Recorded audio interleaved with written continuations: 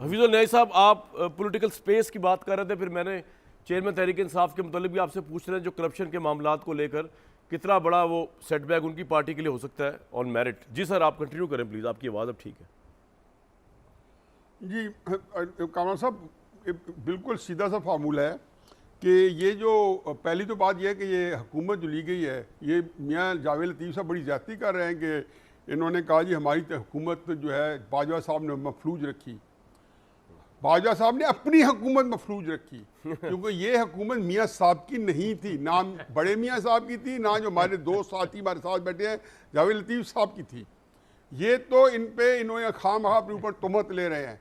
पूरी हुकूमत बाजवा साहब की ही मर्जी से कायम हुई, इसलिए जब इमरान खान साहब का बयानिया जो शिफ्ट हुआ, ये इमरान खान साहब दिसंबर 2021 में क्यों नहीं ये मकबूलियत के झंडे गाड़ रहे थे?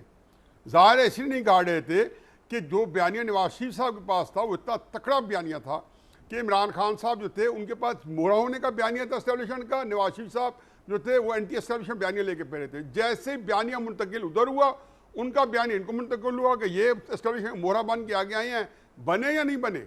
लेकिन जैसे ये फरमाने मफलूज करके कि नहीं, ये हुकूमत थी जिसको जनरल बाजवा साहब की कैम की हुई। और ये पाकिस्तान की बदकिस्मती है जो मैं अक्सर कहता हूँ कि हर पॉलिटिकल पार्टी जो है पाकिस्तान की सारी सियासी जमातें बड़े नंबर 1 लीडर के बाद पहले 20 जो ऊपर के लीडर उनमें से 18 एस्टेब्लिशमेंट के बंदे हैं या उनसे हमदर्दी रखने वाले हैं या उनसे तलक रखने वाले हैं।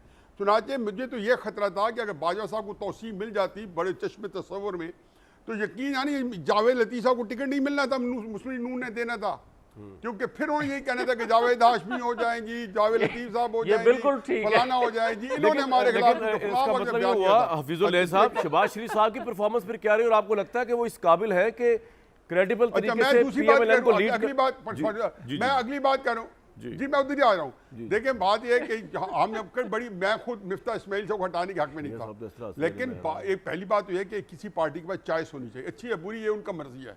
हमें ये नहीं करना चाहिए कि आपने फलां को असद उमर को क्यों बना दिया और जावेद शेख हफीज शेख को क्यों हटाया, जो बना दिया असद उमर को क्यों हटा दिया। उन्हें हटाया, अच्छा फैसला बुरा फैसला है।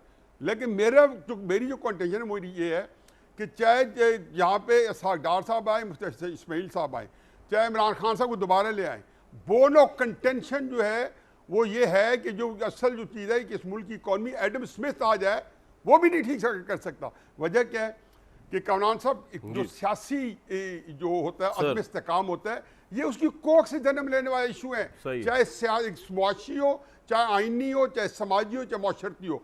आपने पिछले 10 साल से जो सियासियत में इस्तेकाम पैदा किया और जिस तरीके से अब पता चल रहा है सासी थियरी किस तरीके से सीपैक को बंद कराने के लिए किया गया, ये तो इन लोगों की अपनी, जैसे आपने अपने इंट्रो में कहा है, मैं आपसे मुतफिक हूँ कि इन लोगों की खुदगर्जी जो है, इनको एक ऐसे कि इमरान खान साहब को जिंदा कर गए, मियां नवाज शरीफ की इतनी मकबूल सियासत को इन्होंने दफना दिया और अब ये उसके लिए एक्सक्यूज देते हैं, बल्कि लड़ने मरने पे आ जाते हैं कि आप ये बात नाम ही ना लें। अच्छा नया साहब एक बात बताएं, आपकी बात से बात निकली, पता चल गया कि आपने कहा कि नवाज इनको नुकसान पहुंचाया। नया साहब आप कह रहे हैं कि नवाज शरीफ साहब की मकबूल सियासत को दफना दिया मौजूदा गवर्नमेंट ने, मौजूदा क़यादत ने, पीएमएलएन की जो प्राइम मिनिस्टर है इस वक्त, नाम आपने नहीं लिया, मैं ले रहा हूँ।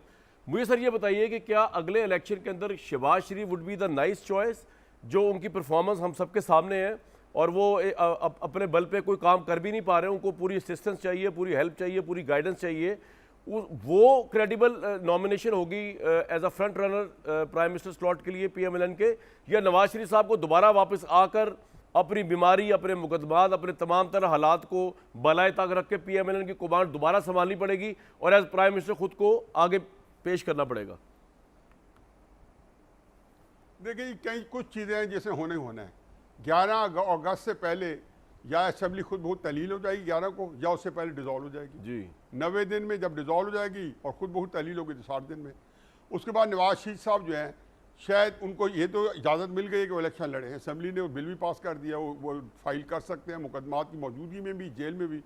लेकिन नवाज शरीफ साहब शायद आएँ 15 या 16 या 17 सितंबर के बाद आएँ पहली, और उसके बाद वो जो सियासत में हिस्सा लें।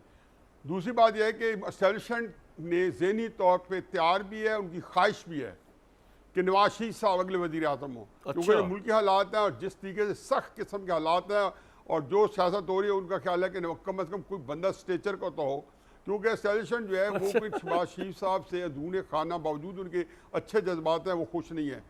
और जो तीसरी बात वो ये है कि इलेक्शनों में बंदर बांट होनी है।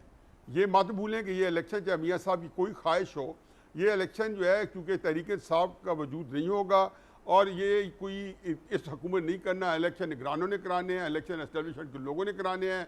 100 नवाज शरीफ साहब और जरदारी साहब बैठ के सर जोड़ के एस्टेब्लिशमेंट का कुछ आपने तोड़ बड़ी लाने की इंटरेस्टिंग कोशिश बातें करें, की हैं सर। कुछ सोच विचार करें। आपका तजिया ये है कि एस्टैब्लिशमेंट की ख्वाहिश है कि नवाज शरीफ साहब अगले प्राइम मिनिस्टर हों, क्योंकि वो समझते हैं कि स्टैच्यूर का लीडर होना चाहिए। बिल्कुल, मैं हद में मैं मसूब से कहता और हूं कि इस्टेब्लिशमेंट उन्होंने खाना शहबाज शरीफ से नाराज़ है। बिल्कुल मैं आपसे एग्री करते हुए नाखुश खिलाफ नहीं है, नाखुश वो मतलब नहीं, मुतमईन है। मैंने ये कहा नाराज का चलो नाखुश कर देते हैं। मैं इंपॉर्टेंट चीज़ें लिख लेता हूँ माने जो मुतमईन बयान नहीं है आते हैं यानी। मेरे सामने। बिल्कुल ठीक है सर, एक ब्रेक के लिए जाऊँगा, लेकिन अगर ये इलेक्शन बगैर तहरीक इंसाफ के होता है वो कितना क्रेडिबल होगा इलेक्शन। और सबसे अहम सवाल कि नवाज शरीफ साहब ज़्यादा इंडिपेंडेंट पोजीशन लेते हैं ऑब्वियसली इस्टेब्लिशमेंट के साथ भी और दूसरों के साथ भी एज़ कम्पेयर टू एनीवन। तो अगर वो प्राइम मिनिस्टर बनते हैं तो अभी तक तो सब कुछ ठीक है, लेकिन प्राइम मिनिस्टर बनने के बाद उनके ताल्लुकात की नोयत क्या होगी इस्टेब्लिशमेंट के साथ, इस पर भी बड़ी नासिर हासिल बात करें। फ़ौज के ऊपर जिस तरह की जिम्मेदारियाँ हमने डाली हुई हैं हमें अप्रिशिएट करना चाहिए कि जिस तरह वो उससे निकल रहे हैं। मतलब हिंदुस्तान को ये बात शायद हजम ना हो रही हो कि पाकिस्तान का इकोनॉमिक बेल आउट हो गया है और उनको पता है कि फ़ौज का इसमें अहम रोल है, आर्मी चीफ का अहम रोल है। तो अब वो पाकिस्तान में दहशतगर्दी के ज़रिए जो है अटैक कर रहे हैं। तो पाकिस्तानी फ़ौज बहुत जगहों पर इंगेज हुई हुई है और मैं निराई साहब से एग्री करता हूँ कि एक क्रेडिबल लीडरशिप चाहिए जो कम से कम कुछ तो जिम्मेदारियाँ उनकी अपने शोल्डर्स पे